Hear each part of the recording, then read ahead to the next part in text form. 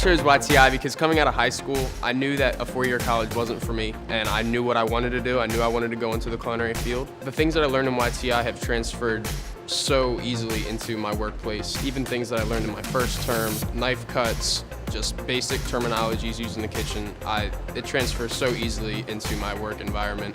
Whenever I talk to anybody about what they want to do after high school or for further learning, I always recommend a trade school. I think it's one of the best ways to go. Now there's something for everybody out there, but for me, it was the best forum for me to learn. You feel like you're first. It's a closer community. You get a lot of attention, a lot more attention than you would in a big school. I learned a lot of skills that I didn't even think I needed, and they helped you every step of the way. They helped you create your resume, they helped you find places to interview at, and it was a great experience. I loved it. Because of YTI, I was able to quickly master things that I hadn't even known before, because I feel like YTI taught me how to learn, and because of those skills that we built up at YTI, it advanced me in my career path.